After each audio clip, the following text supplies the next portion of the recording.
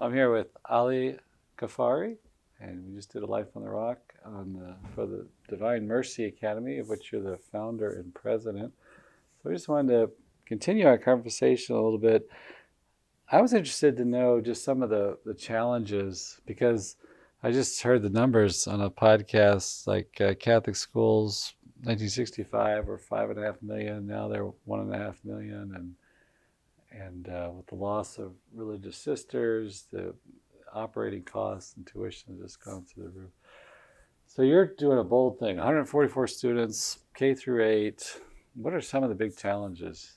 Maybe surprising and expected ones you've had. Yeah, the greatest challenge for us has been location, and so our first year we were in a little Lutheran church. We called 30 church buildings or churches, and there was only one that said yes, and it was this little Lutheran church in Severna Park, and they were fabulous, and they just opened up their facility to us. And then COVID hit, and then they restricted the usage of the space, and we had to move. And then we were homeless. This happened in August, and we were homeless for 2 months as we were looking all around. And we petitioned Archbishop Laurie, and he allowed us to go into a convent in a parish that was not too far from there in St. Jane Francis de Chantal. And so we were able to spend a year in the parish convent, and then the school, which is next to a school building, the school closed, and then they started a preschool, and then that closed, and that opened the school building, and we were able to go in there.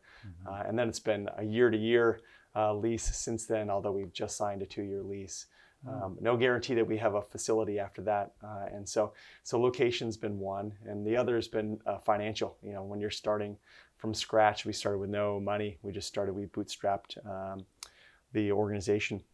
And so trying to hire teachers, trying to pay for books, all of those things while attracting students have been, it's been a challenge, but some heroic people have stepped up and accepted the call to teach at getting paid 50% or 75% of what they could be making in a archdiocesan school or even a public school. So so financial and location are our top two.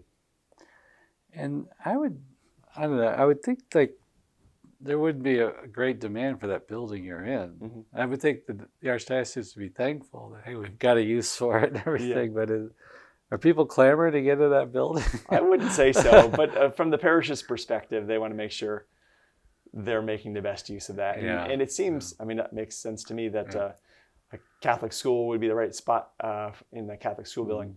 But there are some other considerations they've thought about, some elderly housing or some Section 8 housing. Those are some things that they discussed putting in there.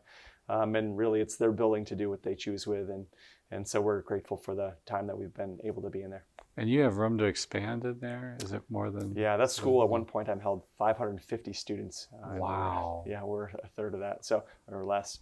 Yeah. And so we can grow to full size in there, although we're sharing the space with the parish, and so so we've got some limitations on the spaces that we can use. But every year they've been gracious enough to add a few rooms for us to allow us to continue to grow.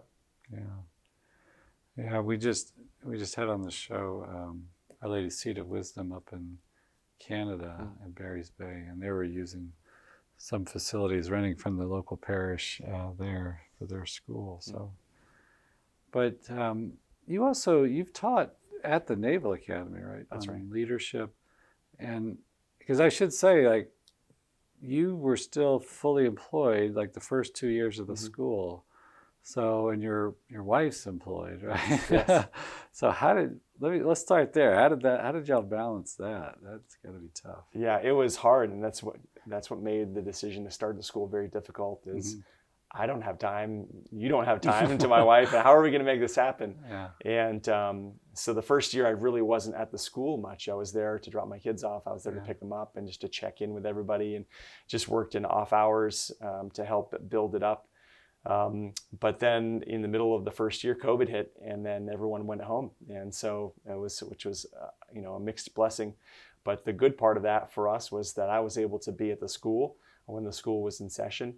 and to dial into my meetings at the Naval Academy, virtually, and to continue to run the school and support the school, but also continue to do my work at the Navy. So it worked out beautifully, and then I retired, and then I could just devote my time to the school. And even to today, I have an office there, a corner that I show up to the school, and then I do my real work, and then I'm there to support anything that needs to happen and provide any direction that needs to occur.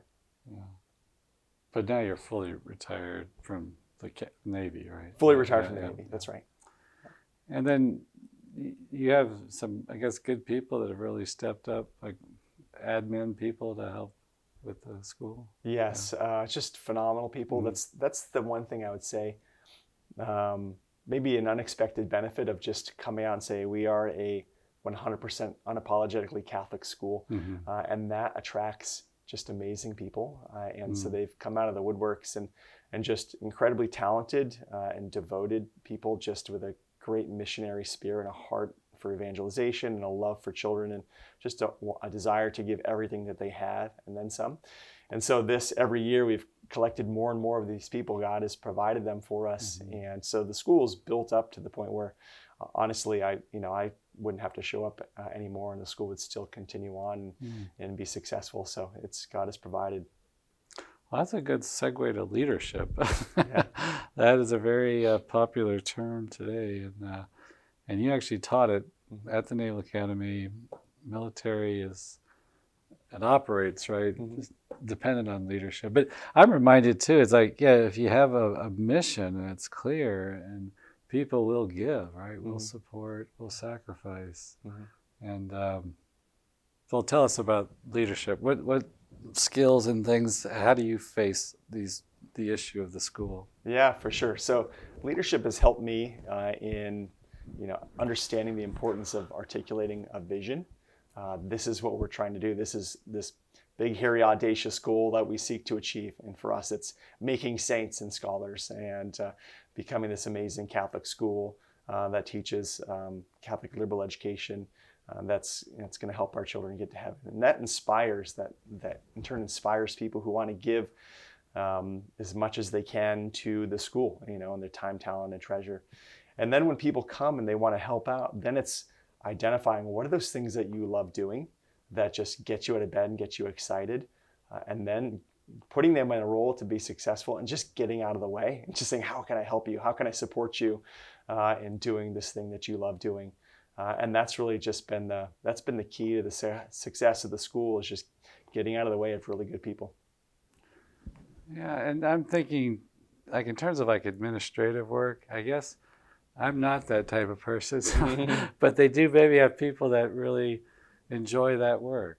We do, and it's we have one volunteer, Miss Joanne, and she would kill me for mentioning her on here, but she just comes. She's retired, and she comes in every day, and she does all of the admin work. She ensures all the I's are dotted and T's are crossed for the school. She spends 40 or 50 hours a week there just because she loves the mission and she loves doing admin work. And it could go on. We've got, Miss Claire was our administrator for the first few years of the school.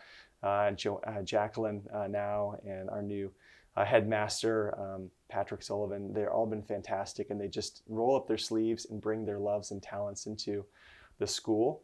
And they just build the structures that allow our tutors to be successful in the classroom. And is it Joanne you met first? So, like, she had a career in the private secular field, right? Yeah, she was in forestry. Yeah, U.S. Forestry Service. Yeah. Oh, really? Yeah, absolutely. Wow. And then, retired, and she came in and found out what we're doing, and she's there almost every day. Huh. Yeah, well, we see that more at the network now, too. People, coming in from private industry, and they want to work for a nonprofit. They don't want the pace, whatever, of for-profit and things. So, but that's been a nice thing to see with the network, bringing in like a lot of developed skills and talents. So yeah. And do you have an academic background? I have masters in philosophy and theology from Holy Apostles College and Seminary, and then the time at the Naval Academy. But aside from that, no. Okay.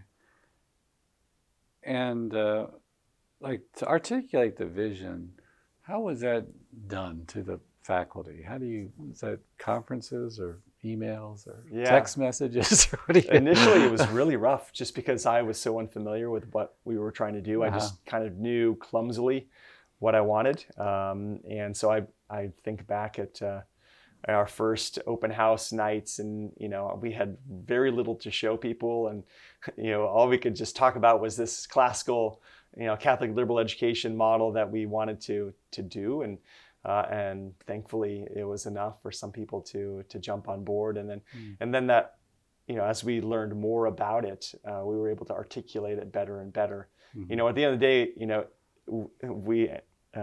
we simplify it drastically.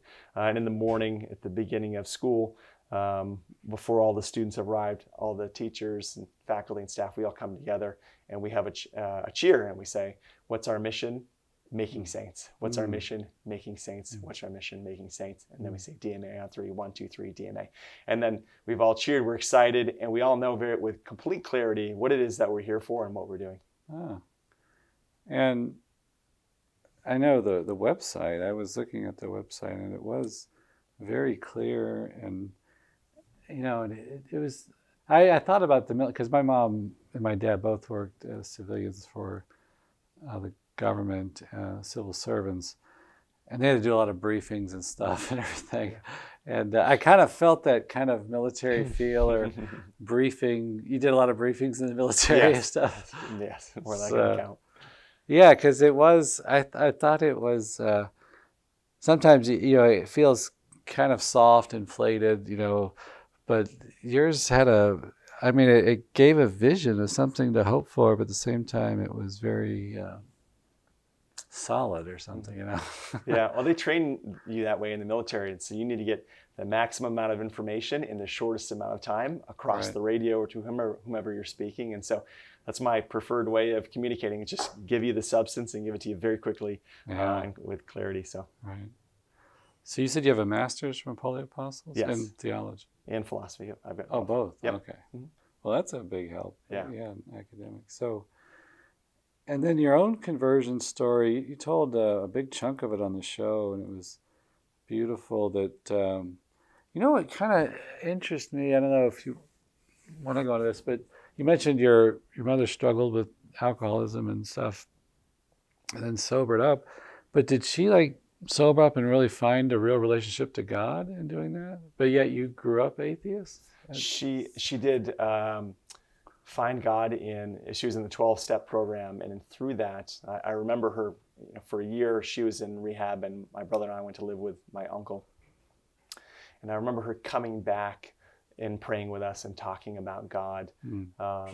But it was so sporadic, we wouldn't see her that often. And so certainly I was aware of God, but did God matter to me in my life? Mm-hmm. No, I was not in the practice of prayer or of attending church or reading the scriptures. And so it's kind of any time when you don't spend time with somebody, there's very little relationship there. And so I had no relationship with God by the time high school rolled around. And that's when she had this recurring desire to bring God into my life as kind of the finishing touches for raising me. She wanted, I need to give this to you before you go. But by that time, I wasn't interested in God. I was outright rejecting him.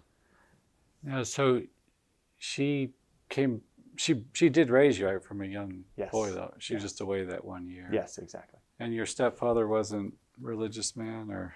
No, I think he believed in God, but he's a quiet man, and he doesn't really talk about his faith or his beliefs. And so it just really wasn't any part of conversation with him or our experience with him. But he was a good man. Very good man, yeah. Outstanding. Yeah, it felt like, well, you could see these themes, how it comes back to play in the school. Yeah. That, if he raised a child younger, right, you got him for life kind of thing. You got in the faith. You're right. But just having a stable home life with the stepfather, formed your character and ability. You went to the Naval Academy, right, for schooling? Or no, actually the first time I stepped foot on was to go teach. I went to Colby College up in Waterville, Maine. Oh, okay. Yeah. And what did you study there? Biology. I was pre-medicine. Okay. And then what drew you to the Air Force? So one summer I was doing. I'm sorry, the Navy. The Navy, yeah, that's okay. I was doing research up there in organic chemistry, and I met a gentleman who was a Naval Academy graduate, who was a Navy SEAL, who had finished and then became an eye surgeon. And then in our conversations, he suggested that I pay for medical school by going through a Navy program and having the Navy pay for it. And so, so when I took the MCATs and then stepped into the recruiting office in downtown Waterville, Maine, and sat down on the couch and said, hey, I'd like to see how you can pay for medical school. I can become a doctor in the Navy, and just saw this gorgeous picture of an F-18 on the wall. And I said, oh, by the way, is there any chance I could do that? And they said, well, here's this test to take it, and we'll see how you do on it. And I did well. And they said, you can do anything you want. And I said, I'd really like to do that more than I like to go to medical school. And they said, I think we can make that happen for you. So. And they did. They did. They didn't mislead you. No. You got the 20/20 vision? And... Actually, I didn't. I had a 20/40 vision, and I failed 2 vision tests. I failed one on the way in, and they retested me, and I got it. And then at OCS, I failed Officer Candidate School. I failed the first test. They brought me in early the next morning, and I was so nervous because this is the only thing I wanted to do in the Navy. Yeah. And bless his heart, this doctor in there. He could see I was fumbling through my eye exam, and he said, I'll be right back. And he walked out of the room, and I said, this is my chance. So I leaned in really close, and I memorized the letters, and he came back in, and I shot him out. He's like, you're good to go. We're going to get out of here. And so I was able to get into the Navy. And then, did he do that on purpose? I think he did. Yeah. I think he did, yeah. Because I was able to get eye surgery once I got in, and I was fine. And I could wear glasses until I got eye surgery, and it didn't bother me at all. So. You had the radial keratotomy thing, or? Yeah, I had not PRK, but the LASIK. I had LASIK. Oh wow. Yeah. And so you can't wear contacts or something, right? You can't. Well, I mean, I think they just use it as a way to winnow down candidates for. Right. There are some things that you can't correct for, but you certainly need to use your eyes when you're up in the air.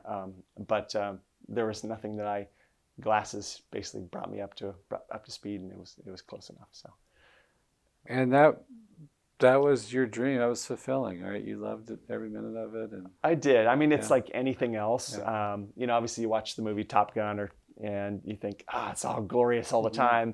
Yeah. And that's one piece of the job. Right. And that part's a lot of fun. But there are, like anything else, there are things that are less fun about the job. Deployments they're hard when you're away from your family for extended periods of time, or very long work days, or just gone a lot. A lot more paperwork and studying and briefing and debriefing than the movie shows and whatnot. But overall, the people were fantastic. The opportunities to just do things and not be working in a cubicle somewhere, to be out flying missions in Afghanistan or Iraq or something, doing something that felt meaningful, that you were making a difference in the lives of people, being a part of history. All of those things really made it a very memorable and fulfilling experience for me.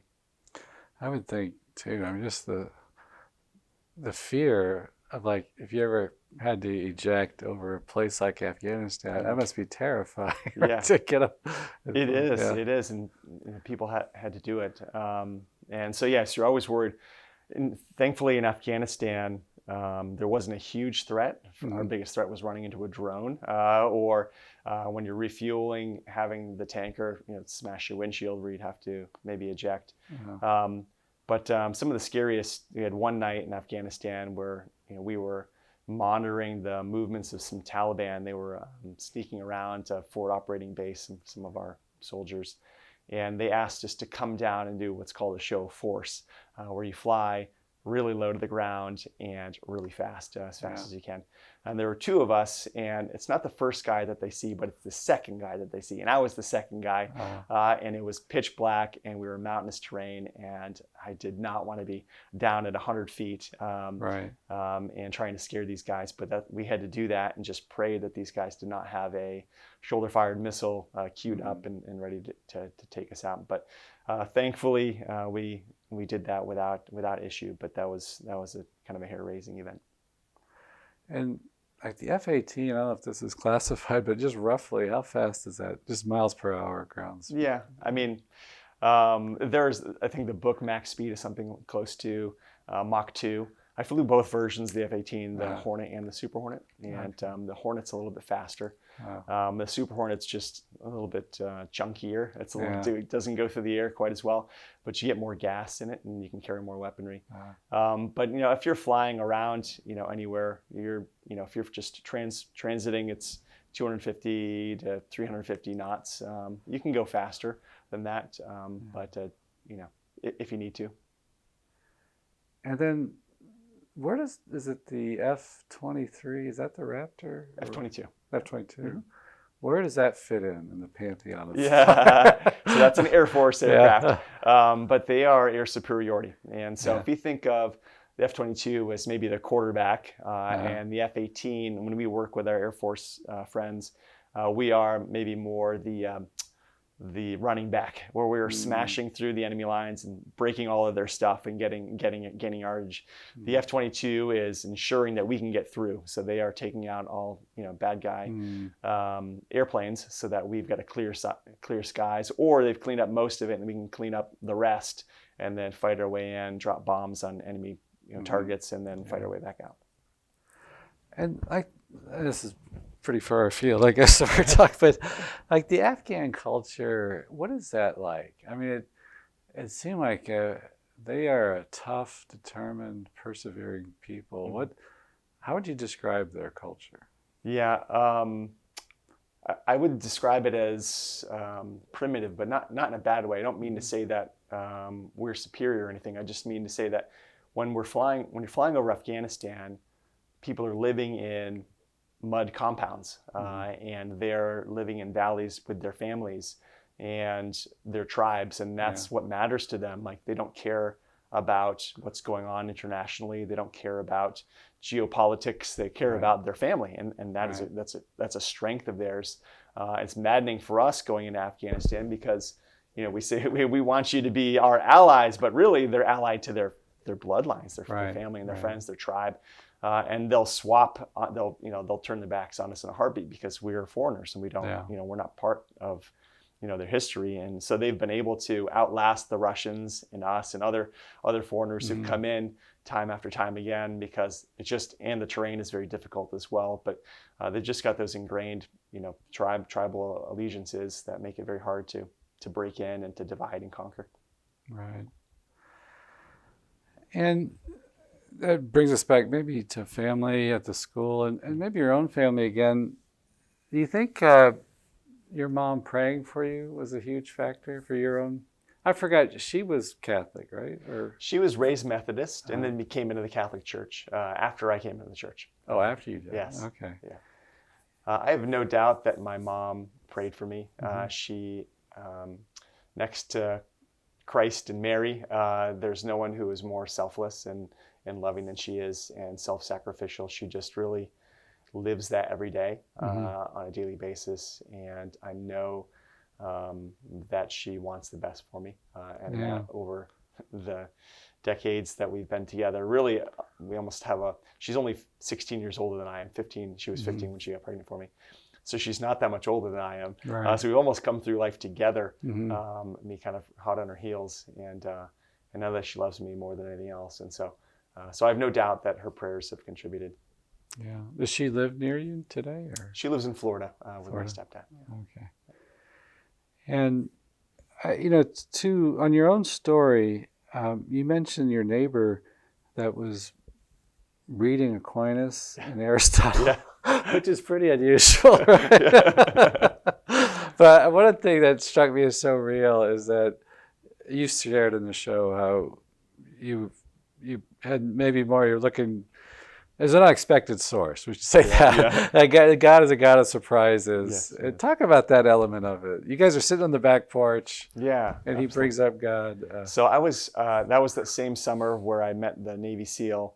And I came back from Colby, and I was doing organic chemistry research. And we'd had a party. I think it was either a 4th of July party or something else. And my stepdad is sitting on the porch with our neighbor, Paul. And my stepdad is a man of very few words, unless he's got a beer in his hand and a friend to speak to. And I saw that opportunity. I said, I want to hear what's on my dad's mind. And so I went out and joined them on the porch. and just sat there just to be a fly on the wall.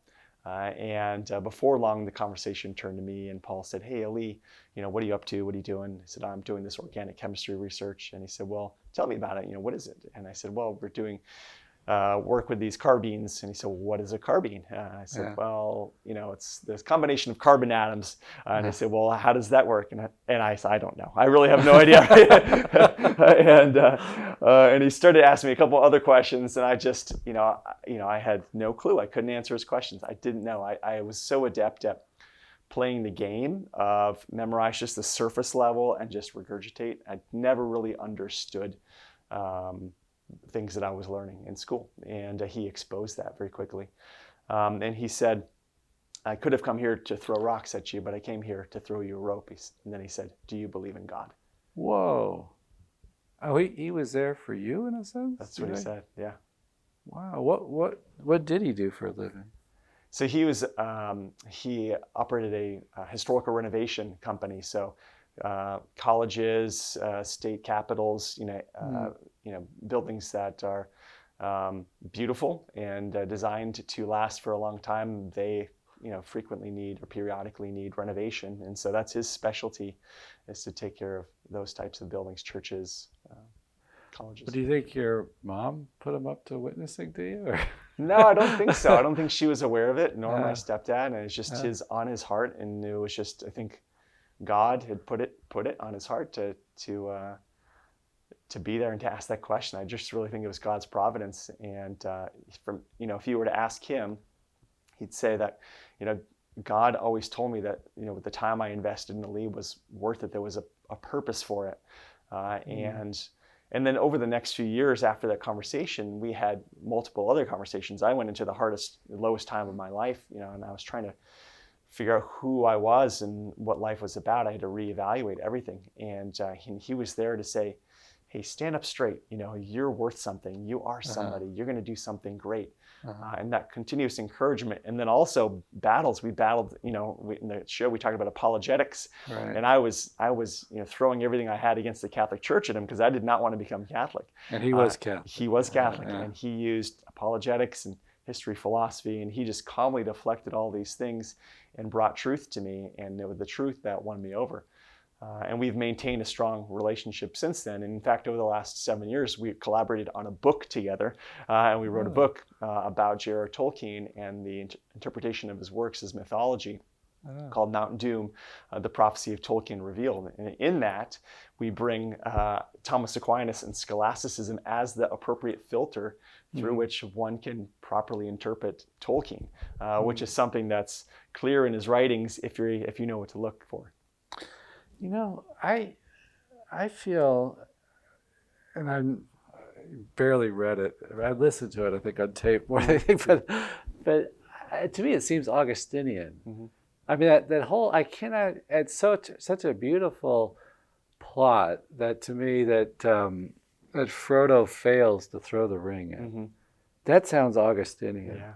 Like, it's not like he became so virtuous on this journey and he just continued the growth of virtue and acting virtuously and threw the ring. Right. No, he had to have his finger bitten off to get the ring. I think there's just life. It's so messy, and no one just when you think that you've got it, then there's another temptation or another failure, and every day is a battle. Every day is a battle, and that's kind of what we talk about with regard to Middle Earth. And Middle Earth is inside each and every one of us, and works are sin, and the hobbits are virtues. And every day we're working on our virtues and trying to overcome sins. But sometimes the orcs win, and sometimes the hobbits and men win. And but there's a greater power guiding it all. There is. It's God's providence, God's grace, who comes in and saves the day for us.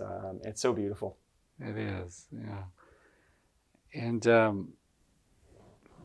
so it was a dark period in your life, and he was working, and so you became Catholic. Were you in the Navy at that point then? Okay. Yeah, so once I graduated from high school, I joined the Navy through officer candidate school. That was about 3 months over the summer of 2002. Into the fall of 2002. And then once I graduated from officer candidate school in October, Paul reconnected with me in I think it was January of 2003. And during that time, that's when the Columbia disaster occurred. And he knew that I wanted to be an astronaut. And so that was my plan. And so he called just to check and see how I was doing.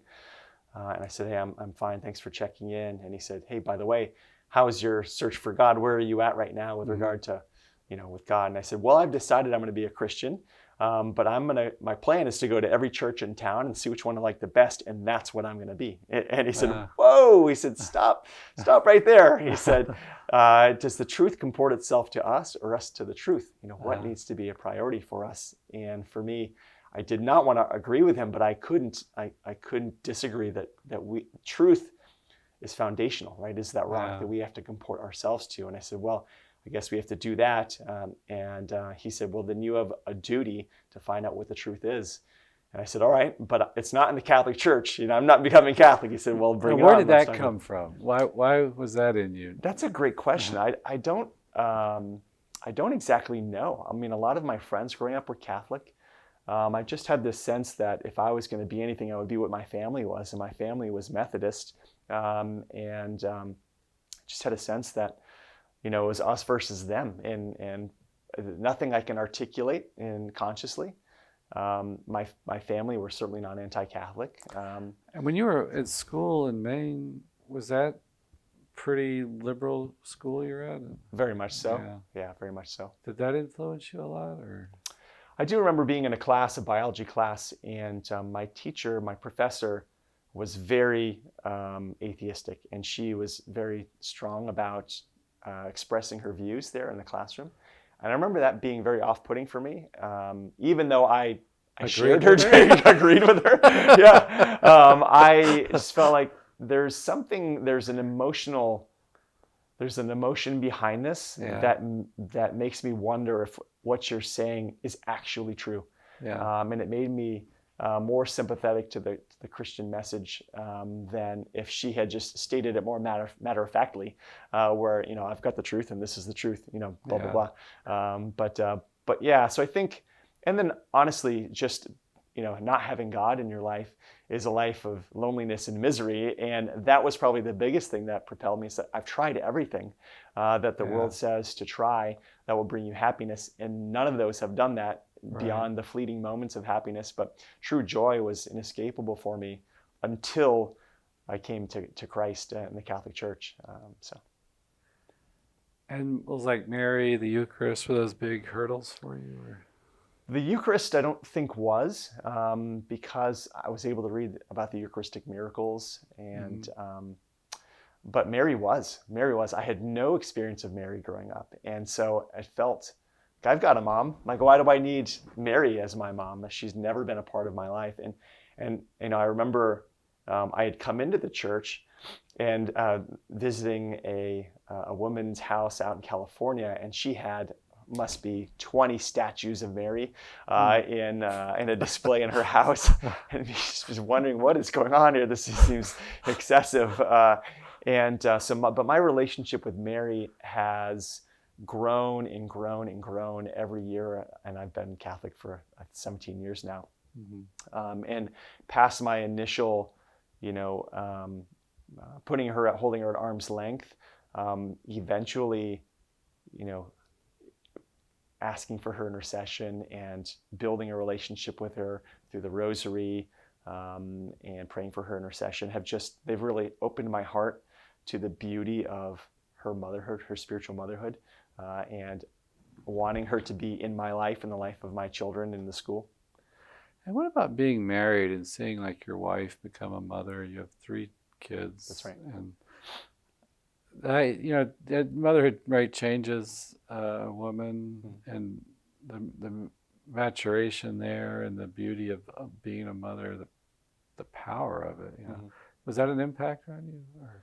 I think probably not from the perspective of my wife. My wife was amazing, and it seemed like it was a natural transition for her from being a wife into being a mother, and it was almost instinctive for her. for me, it was a big change going from, bachelorhood to husband to now father. And I would think an F-18 bachelor fighter pilot. Exactly. You're on top of the world there. Yeah, there's a big transition there. And I mean, there were times where she had to leave for trips on, for work, and I would be me with our daughters, and her coming back and me just being in tears, but it was over the course of those experiences where I was able to really learn what it means to be a father, and to care for someone else, to be less self-focused and less self-centered, and to truly love another person, who may be frustrated, they may be crying, maybe they're whiny, but to love them through it all. And in many ways, that reflected more Mary's patience, love, the Blessed Virgin Mary's patience, love for me, love for me, where I may hold her at arm's length, I may not seek recourse to her, but she offers her love regardless, and patiently waits till I'm ready to receive it. So. Right. And were there any characters in Tolkien that, I know there's some in there represent Our Lady. Was that made an impression on you, or? Oh yeah, well, Galadriel is one right out of the gate, and I think they actually do a pretty good job of displaying, even in the movies, which in our book we say, ignore what you saw in the movies because they've kind of marred it. But Galadriel is one, and there's another one, Elbereth Gathoniel. She's one of the Arda, and she's got a number of names, but Mary is very important to Tolkien, and in his fidelity and his life, and so he brought her into his mythology over and over again, and so there are marks of Mary kind of throughout a number of characters for him. Yeah. What does Tom Bombadil mean? What the heck is Yeah, that about? that's a great question. Tom Bombadil is like puzzling to everybody. Yeah. But we identified Tom Bombadil and Goldberry as the will and the intellect. And so for the two of them, and the thing that's very most interesting, and they are the continuation of the two trees in the Silmarillion, Telperion and Laurelin. And the common understanding is that this is the Silmarillion is the creation story. It's just another creation story. But the clue that makes that not true is that there's the flame imperishable, which comes out, which emanates from the heart of Arda. And the world does not have a flame that comes out and enlivens it, but the human soul does. The flame imperishable is the Holy Spirit, and the human soul has the Holy Spirit. And so for us, Arda is not the world. It's not this world. It cannot be. It's in fact a human soul. And you made me think when you had that professor that was like fiercely atheistic and it's off-putting and stuff. I'm just curious too, because I was just thinking about that with the Lord of the Rings. Maybe some of the speeches you're trying to rouse Middle Earth. Is that right? To drive out the and. What is the role of emotions in leadership, and just like your military training, that does it cloud your judgment, or what do they tell you about that? Yeah, it can cloud your judgment, but they try to impress upon you that you really need to be as clear-headed as you possibly can. I mean, it's hard because we're emotional beings, right. But at the same time, you don't want you don't want it to creep into your voice. You don't want it to prevent you from executing your mission, right? Yeah, you need to do the things that are required to achieve mission success. And so, what does that mean? It means communicating the most information in the shortest amount of time, very clearly to people, because lives are on the line. Time is precious. And you need to get that information across, and there's no time for emotion. And I'll tell you a story about this. So I was the tour and flying in Afghanistan, and I was coming home one night. It was midnight. I was exhausted, and I had to land on the aircraft carrier at midnight. And so and they don't light it up with big lights. Oh no, they want it as dark as possible, because the light will prevents you actually from seeing it. It's too much, when you've just been looking in the dark Oh, for really? Oh, the wow. last 6 hours. Yeah. Anything that's too bright is going to hurt your eyes. So, and also for other reasons, you don't want people to see you out there as well. But so as I'm coming into, I'm arcing around to try to get down to altitude, I got distracted. The carrier was trying to find the right winds, and it was just continuously moving, shifting its heading, and I need to line up my heading to land on it in the right way. And so I'm down in my system, continuing to update my coordinates, update, and then enough it was my guardian angel someone said look up. And I look up, and I had this face full of water. I had blown completely through my altitude.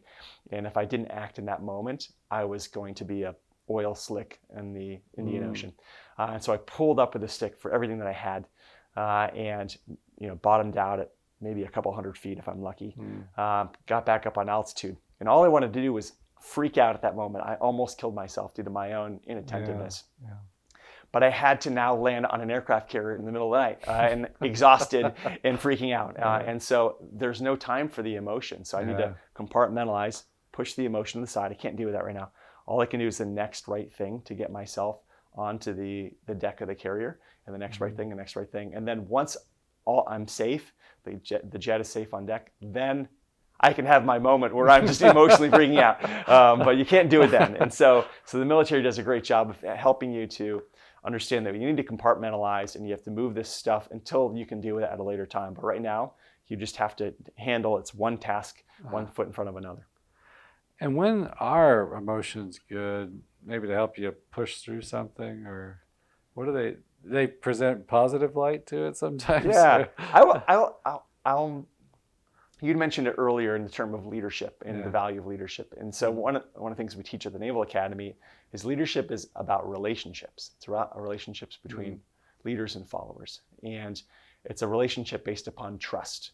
That I trust that you have my best interests at heart. I trust that you're trying to do the best that you can, that you're competent, that you know what you're doing. And then that trust, there are emotions tied in with that, right? Either a lack of trust, there's fear with there, or distrust, or there are feelings of love could even be there as well, or deep respect. And so with regard to emotions, having a strong bond with the people who are following you, bonds of affinity, of love, of affection, are very helpful in getting the things done that need to be done. Right? And so we want to encourage the strongest possible quality of relationships. And I think leaders who understand that are very successful, or more so than leaders who don't, who think that it's just about, I need to get this thing done, and you're the closest person to it, and you're not a human being, you're just a cog in the wheel to get things done. And so so that's one of the key elements of leadership, is that, and then the emotions that come along with that relationship.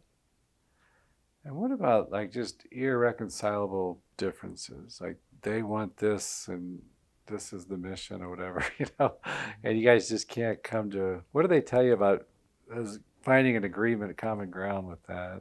Is this with your leaders or with people who are following you? Yeah, between leaders and the followers. Well, that's the beautiful thing about the military, is you've got rank. So the person who's the higher rank wins every time. And so there'd be times. Marriage just blows us all apart. Exactly. Well, no, there's rank in marriage too. But the joke in the military is your wife is commander in charge of the household. And so you do what you need to do. But I have a beautiful wife, and she's amazing at allowing me to be the head of the household. But she is, she's a wonderful woman, and she contributes greatly. I forget where I was going with that. But anyway, it's the leaders in charge. Okay. And the followers need to follow. And unless there's something that's being dictated or ordered that is illegal, or immoral, in which case you have then a duty to push back on that. But if it's, I just disagree with you, that's not enough to not do what you're supposed to do. Right. One thing that came across to me in the show, you mentioned, I think it was like 80% of tutors and people at the school were parents, right? Yes. And those might be volunteers and stuff too. And but you could see it was almost like it seems like this continuation of like, the family is the primary educator, and then this school is very much is like a family, that it was coming out of your heart as a father and these other people as parents, that they want to continue this in an academic setting. Is that how you would describe it? Or Yes, when we talk about even our core values for the school, it begins with the family, and so we are partnering with parents. They are giving us permission to help parent their children, help form them, and it comes back to the families as well at the very end. It goes through God as we help form them into relationship with God through classical liberal arts or Catholic liberal education. But the whole goal of that is to return them to their family a stronger, better formed human being, so they can achieve their ends and to be a good contributor to their family, and to strengthen and to have strong families of their own, to strengthen their community against attacks from without, from society, from culture, things that may be poisonous or antithetical to Christ and to the church. Right. But it sounds like the school has a great family spirit among the tutors and things. It is, and it's we do see ourselves as a family. When we address our families, it's DMA family, right? And we're a family of families, and you can see that affection among the tutors, faculty, and staff, among the families themselves. We all want the same thing, and that's heaven for our kids, and so that brings us all together. And it's so striking too that you all encourage, like maybe through volunteering or whatever, the parents to be present. And that seems so different from the experience that's going on in the world, that all the problems with young people are having and acting out on different whatever, and it just seems so hopeless in many ways. Yeah. But interesting here, they have a fraternist group here that I think it bills itself as ministry groups to help young teenage boys and stuff. But at some point they have a big chapter. At one time, I don't know if it still is, but the biggest chapter in the country. But one of them said, well, I'm not sure if it's about the boys or really about the fathers. And connecting fathers to their children, right, their sons. And do you see that as powerful in your school happening? I think any way you can strengthen the family is going to, as the family goes, the society goes, our country goes. Right. And so anything that you can do to strengthen the bonds of marriage, the bonds of fatherhood and of motherhood. We have a mothers group, at the school where mothers can get together and they can be formed. And we want to form our families more and more in the Catholic faith and in love of Christ. And that can only benefit the family life and strengthening it. And I think in that way, we can fight back against the hopelessness that's pervading society, which is simply a result of the brokenness in our families. And I think so other schools are able to do that, and any opportunity to, if it's the Fraternist Society or others, ways that we can grow our families and strengthen them, those are the key to success.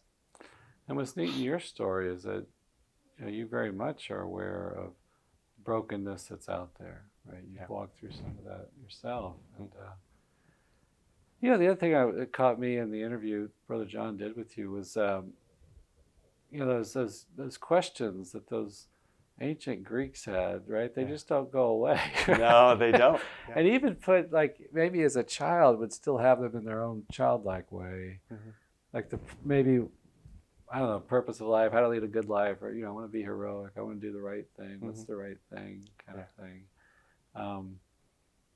Can you talk about that, what you've seen in lives of these children that they respond to? Yeah, I think those two last points you made are actually, they're connected. With the brokenness and the breakdown of the family, children don't know how they ought to behave. What does adulthood look like? What does adolescence look like? There's no structure. And that's how I felt in many ways in my upbringing, is what does right look like? And my stepdad and my mom filled a lot of that gap, but there was a huge swath there where I didn't have father figure to help me to navigate that. So the mentors for me who came into my life later on were critical for finding that solid footing to understand what does a life well lived look like. What is it to be a man? And so as we're teaching the children in our school setting, we're teaching them what it is to be a man or a woman. It's to be virtuous. It is to pursue virtue. It is to serve others ahead of yourself. It is to love Christ. It is to love your family members. It is to ask great questions and to wonder and to love God's creation, but not more so than we love the Creator Himself.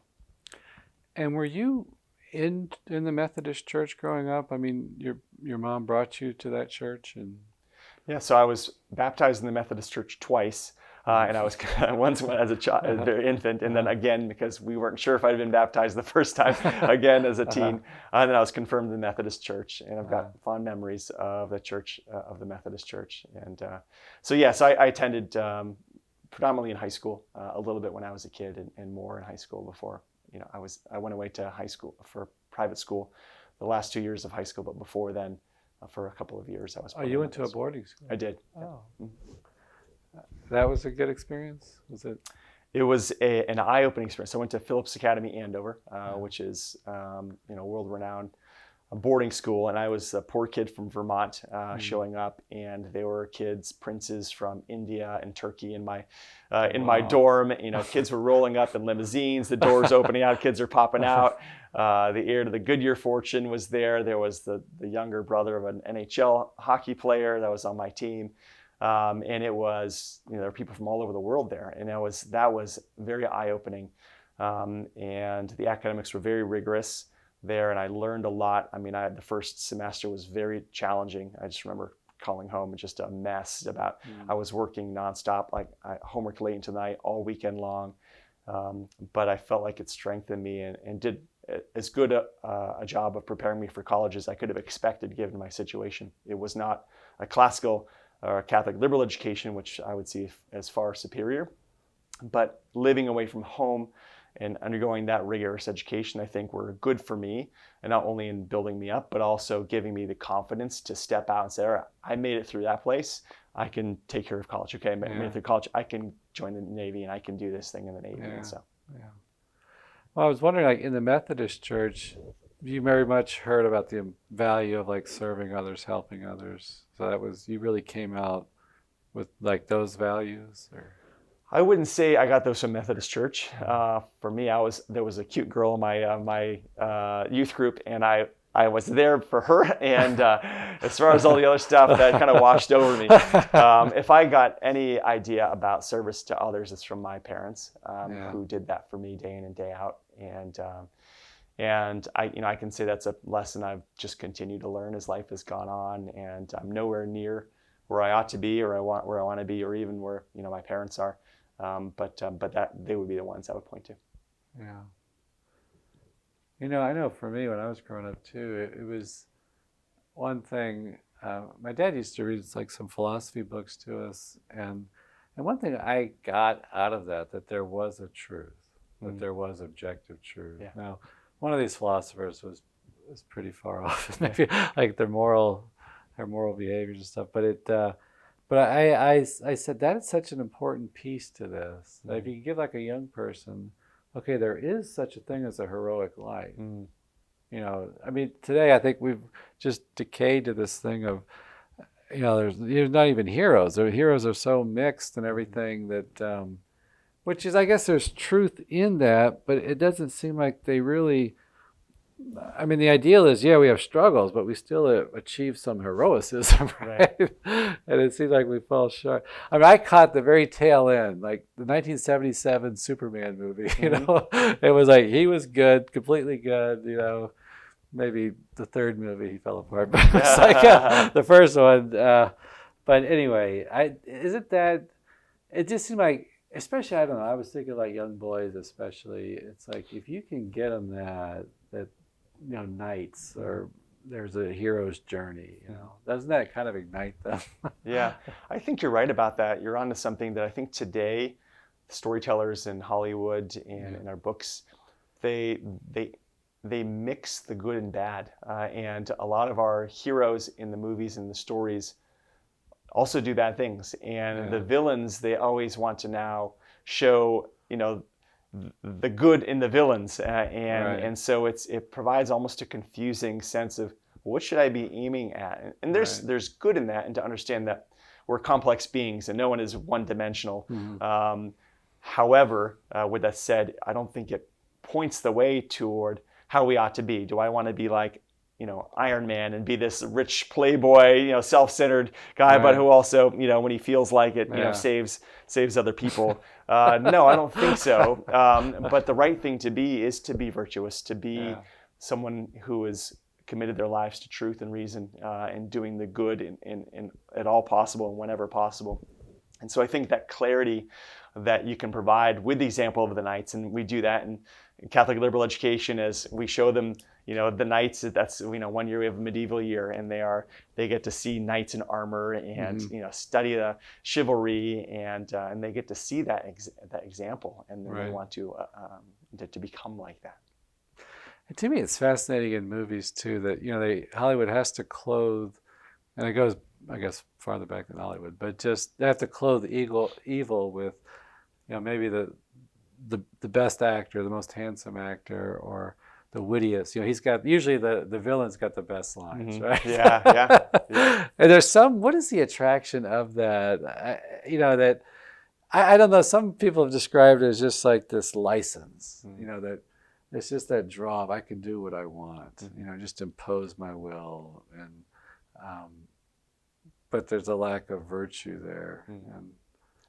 And we love the underdog, right? The guy that's doing the right thing, but has roadblock after roadblock. He keeps persevering through it. I think it's, it's the line between good and evil goes through the middle of the human heart. And, I can even sense within myself, there are times when, I want to be bad, or I want to, relish in, those things that, like, for example, I love speed. I love going fast, and I sometimes my wife says I drive my car like I fly my jet airplane, and she's right about that. And sometimes I just want to go fast, right? And driving the speed limit, it taxes my patience, even though it's the right thing to do. And so there's just that part of us that is attracted to sin, and if sin wasn't attractive, nobody would do it, right? If there wasn't some very short, temporary benefit. I hate to say even the word benefit to it, but something that, reward for having accomplished it, then no one would do it. But that little reward, or that little treat that you get for doing the bad thing, it's very alluring. It's intoxicating. And at the end of the day, it's like repetitive. It's like, I guess Satan can come at us in all these different ways, but it's kind of like the same thing. There's a flatness to it. There's a lack of creativity, just stealing our joy. It's like, you wonder how, sometimes I pause and say, how is this even a competition? Right? And actually, I heard one exorcist he's a big deal now on Instagram, and they were talking about, in Halloween, can I dress up as some kind of demon figure? And I was waiting for some whatever discussion, but I thought he gave a great response. He said, demons are so horrible. He said, we can't even imagine really just how terrible, nasty it is. Why would you ever want to dress up like this? And I thought, I thought that's the best. That was the best answer. We lose sometimes what they're about and stuff. But, I guess it's all, to get a young person's, to train them in the good, to do the good. And that's the other thing too. It's like, when you do virtuous things repetitively, we want to do them more. Yes. I mean, even the secular world's telling us that. Yes. We wait for inspiration. Oh, then I'm going to be an expert, and I'll start. You start doing the work, and then the interest deepens, right? Yes, it's adapting the taste for something. It's when my kids were little, they were babies, and we'd feed them oatmeal, and we'd feed them yogurt, and sometimes I mix the two together, and they would eat the yogurt and the oatmeal mixed together, and they had acquired a taste for the mix of the oatmeal and yogurt. Now, I'd never eaten yogurt and oatmeal together myself, and I would find it gross, but they had acquired the taste for it, and they were formed where that is something that they said, I like that. And you apply that to the good and virtue, and virtue they're simply little good habits, right? And it's doing the right thing, the next right thing, the next right thing, the next right thing, and forming their wills so that that becomes more likely, that they are more likely than not to do the next right thing, because that's the momentum, that's the strength that they've built up in making that right choice. And that feels, that diminishes their desire to do the bad thing. For me, I've got decades of speeding that I have to fight in order to avoid going fast on the highway to battle. But if I had been driving the speed limit from the get-go, then that would be a very easy thing for me to overcome. So it's establishing those good right habits right out of the outset. I'm trying to learn that myself. You just leave 5 minutes early, you can have a relaxing trip to your appointment. Exactly. You're not trying to carve out seconds here and there, the whole Exactly. time. Exactly. I remember when I was young, my dad read us like a kid's version of the Iliad and the Odyssey. And I remember just being so taken by that. Like Achilles, he was invincible, and dipped in the river Styx, and just, the battles. And that Hector had arete, I'm not sure you pronounce it, but just excellence, right? He has this character of excellence.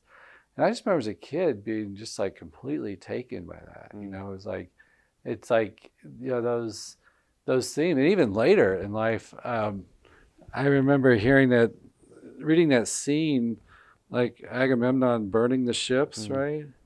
I related to that. It's like as you get older and you want to maybe just mail it in, sit back, you lose that eye of the tiger. You don't have a way home there. Either you win or you're going to be enslaved or whatever. And there's so many elements to that great literature. It is, I actually just reread it, and it's just a manliness. It is a manliness that for young boys, that's all they want to do. They want to wrestle. They want to be knights. They want to be police officers. They want to be soldiers. They want to do manly things and things that inspire and things that matter. And in that book, in the Iliad, the story of the Iliad, that's what it is. They're there to reclaim the queen of Sparta, Helen, and to bring her back. They've been wronged, and they've been there for 10 years, and they're just trying to outweigh and then conquer the Trojans. But the Trojans have their own heroes, right? And then you've got the heroes battling out one after another and one-on-one combat while everyone's watching, with bated breath to see who's gonna emerge.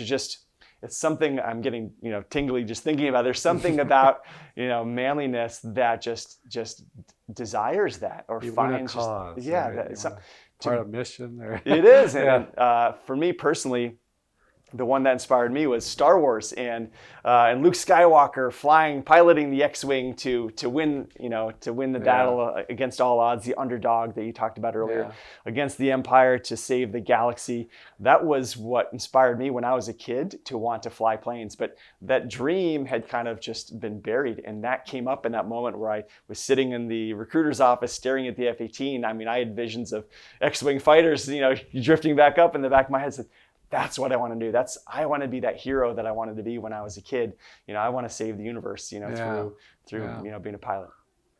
Yeah, and I think those are good. Some people say, well, that's unrealistic. That's fairy tale land. But no, there is this heroic sacrifices, we have to make family life, raising kids, loving your spouse, and all of that. And, another thing like with Star Wars, somebody else pointed this out to me, but just that they're always sacrificing themselves. That, to me, the movies at their best is when they come back and make sacrifice. They come back and are constantly just, I'm not a fan of the reboots. I haven't even seen most of them, but you still see some of those elements, and it's like, oh man, that's the part like I kind of missed growing up. Is like, okay, there's this objective truth that we need to seek, like personal level, but part of it too, the social nature of man. He's not just an individual made in the image and likeness of God. We're made as Adam and Eve, right? We're made in a society, a couple, a communion of persons. and to live that part out of it too, that becomes a very rich story. Because you wonder why do some movies make it and some movies don't. It's like, I think they hit upon some of those deep themes that even if it's done, because stereotypically, like the dialogue of Star Wars is pretty poor and everything. but that sacrificial element is deep, right? Suffering for another is deep. There was when you're a dad, you watch a lot of cartoons with your kids and cartoon movies, and there was a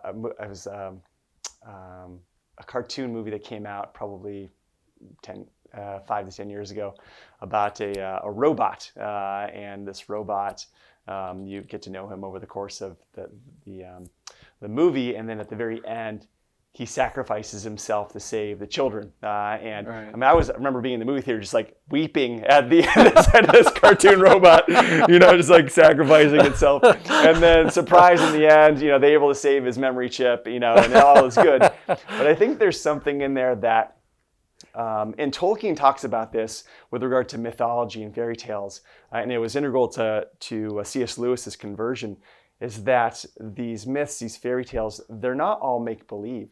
There's a kernel in there that reflects the true myth, the true fairy tale, and that is Christ in the gospel. And it's Christ's sacrifice of himself on the cross for us that is reflected in the self-sacrifice of the robot that brought me to tears, or in those those Star Wars movies, or wherever someone gives everything that they have, their life, everything for someone else. That is, for us, that's pointing to Christ, and that's, I think, why it's so important for us and so valuable and emotional.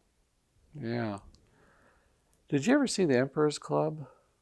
I don't think so. No. Oh, you got to watch that. Yeah. It's about education and classical, and they've got this. They have this quote.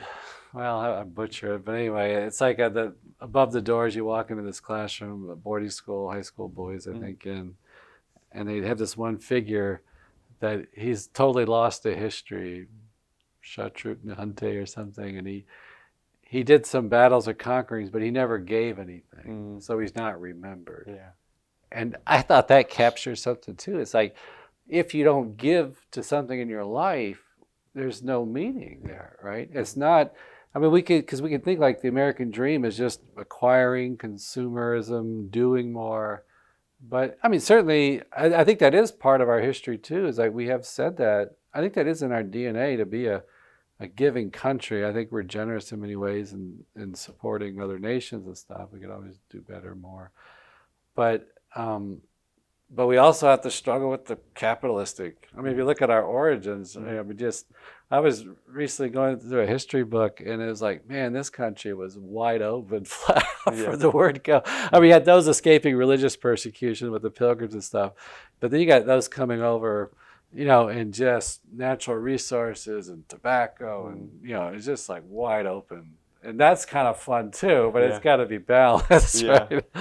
The summer, my family and I, we went on an RV trip across the country, mostly New England and the Mid-Atlantic states. And there are a number of places that we stopped and we visited people. And one of the folks that we visited was, I think it was William Gillette. He was the Sherlock Holmes, the actor who played Sherlock Holmes most prominently.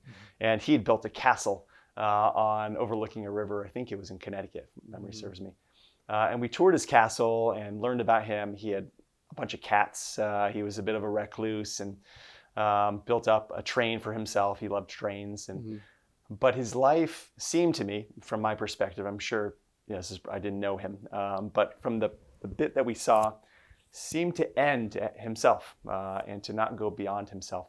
And so we left there, and I can't even remember fully his name, right? Right. He was like a world-renowned actor, right? And then later that week, we went to visit Father McGivney's grave, founder of the Knights of Columbus.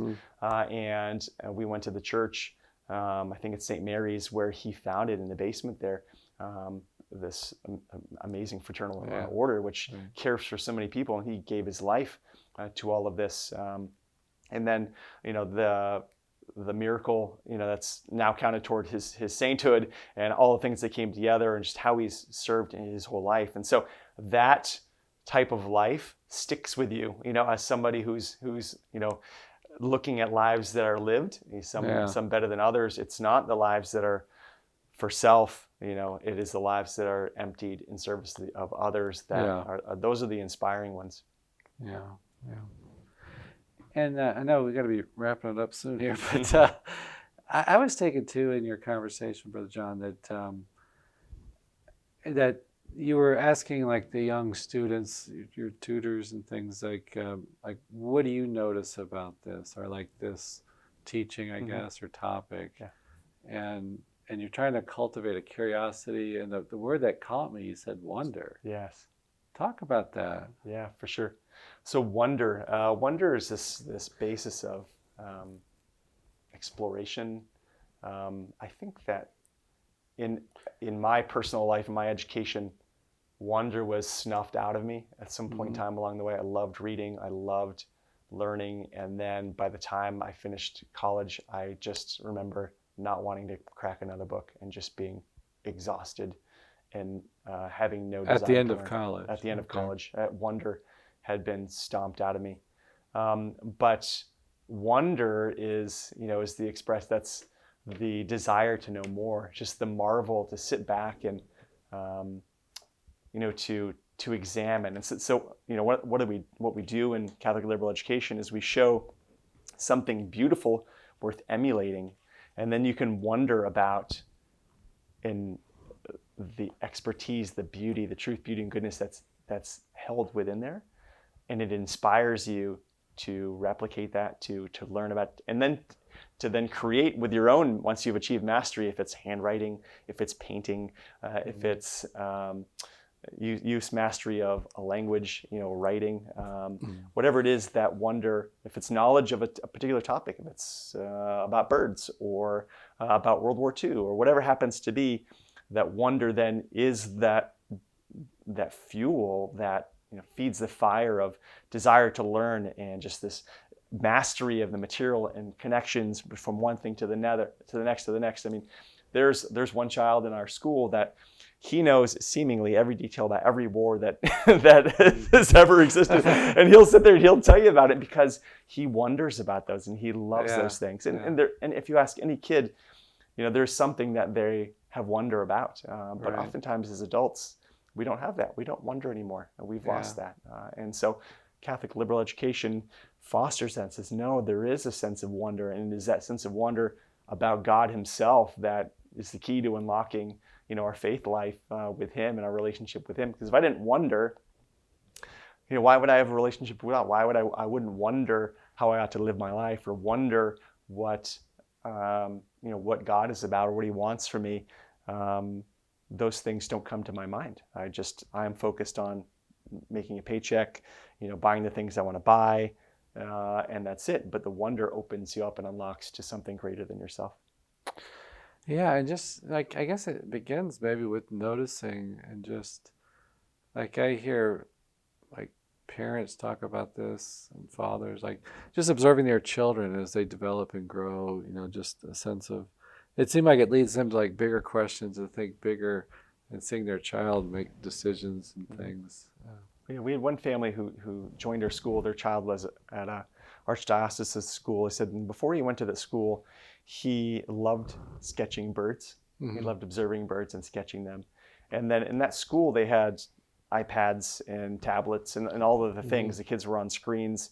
And he said their son had stopped doing that. He just kind of dropped his pencil and sketch pad and was focused on playing the games that were on the iPad. And then when they left that school and came to our school, where we have no technology, he said that wonder and that desire to sketch again returned in his son, and the desire to just observe and to just to record what he was observing in the world around him. I remember I did a podcast with the Bishop of Lincoln, and just forgetting his name. Is that Bishop Conley? Yeah, Conley. Okay. And he went to the Kansas, I forget, University of Kansas or Kansas, the classics program there, and they had, this is back in the 70s, and it had all these converts to Catholicism, and he did become Catholic, eventually a priest and a bishop after school. But he talked about this that sense of wonder. It was in the motto of the school about something about looking at the stars and with wonder and things. But I remember I kept asking him. I wanted to.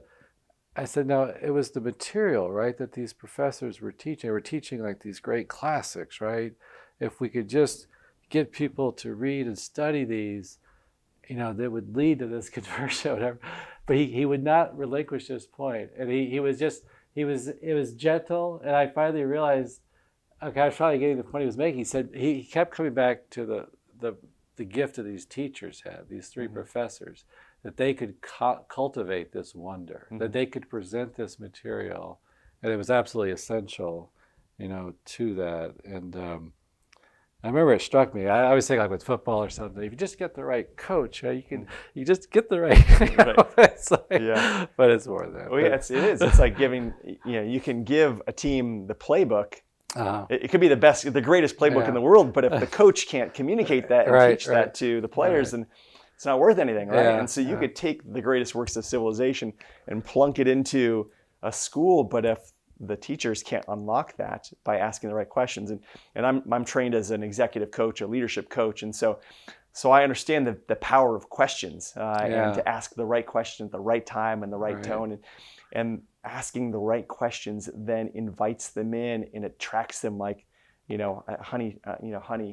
And that's the key there. Yes, it's the combination of the two. It's not just the materials, but it's the philosophy, this liberal arts philosophy combined with these materials, Catholic liberal arts, liberal education combined with the materials, the classical materials, that unlocks the power of it. Yeah, I thought Pope Francis had a great insight recently with when Chat GPT came out. I got on there and I said, give me a homily from whatever 18th Sunday of Ordinary Time using, and I even specified maybe like the first and second reading or something, and it cranked out a pretty good homily. And then it even had a button that said, do you want to dress it up some? I forgot the word it used, and it maybe added a little story or something. But I was like really impressed because I thought, you get some kind of liberal schlock that was like really dumbed down. I kind of felt like a hack because I thought, I didn't use the homily, but I'm just saying I could see myself saying some of these things. And I said, and Pope Francis said recently, he said, you can't use Chat GPT to get, to come up with a homily. He said, because it hasn't passed through the human heart. It has to pass through one heart to another. And I thought that was a really, it's got to be, I'm not sure the full reason for that, but it's like, you have to, I guess that communication of heart, speaking to heart, and combination of lived reality and reflection and things. Yeah, I agree. I mean, ChatGPT is for as powerful a tool it is, it's dead, right? It's dead. It is a thing. It is a tool that man has created, and it doesn't have a soul. It is not lived reality. It cannot communicate these things because it's not human, right? It's our shared humanness. Like you and I can commiserate over not speeding, because you've been in the car and I've been in the car. We've both been in traffic, and we can connect on that. ChatGPT has never sped, but it's never been in the car before, right? And so there is that shared element, and it doesn't have a soul either. And so there's probably an element there where. And maybe it's that struggle to do good too, or that struggle to, that's so compelling to everybody. Like we have a shared problem with sin and our weakness and everything. And we have a shared redemption, salvation given to us, that we could be united on one degree and even a bigger united, in holiness and stuff. But there's something about that, that shared experience that draws us. Yeah. I was struck too, what you said about Brother John asked you about apologetics, and you said, was it Peter says you'd be prepared to give a reason for our faith. And when you start doing apologetics and think of the why do we believe this? And it helps us to make it our own faith. But I was struck too, in terms of learning, it helps you to link it to others. That it's not just, as I think you said, superficial memorization of facts.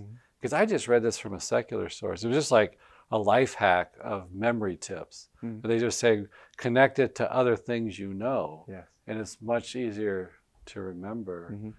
And as I said, I just read this on the internet. Yeah. And I think that's the beauty of what Catholic liberal education is. It is going really deep and wide in the thing that you're learning about. So, for example, you may be learning about Christopher Columbus, right? And in your humanities course, you're covering the history and what he did, but also you're talking about his faith and what that looked like and what was going on in the background with regard to Queen Isabella of Spain, Ferdinand, what they were doing, what was going on more broadly there with regard to faith, and what were the Muslims doing at that time, what was going on within Christendom, but also you're talking about science and you're talking about what was the ship like, or how did he navigate, across the ocean, or what were the geopolitical things, what would that ocean journey have been like, what might he have seen off the bow of his ship when he was, and so all of these things combined together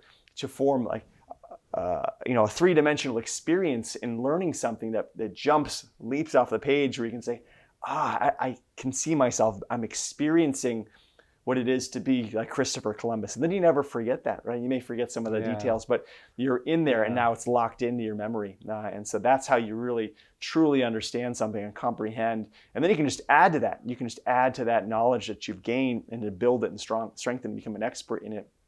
By virtue of that, you've got that thing, that skeleton in your memory that you can hang all of these things on. And in fact, that's one of the key points of Catholic liberal education, is that what we use is a historical timeline. And I mentioned the example of our kindergartners who can run through 100 events in salvation history and world history, because it's all one.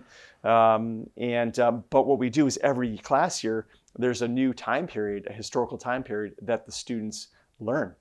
And everything that they do, if it's art or music or whatever it is pulled into that time frame. So they experience, in fact, twice over the course of their time in K through 8, once as in the K through 5, and then once again in 6 through 8, where they go through the entire history of the world.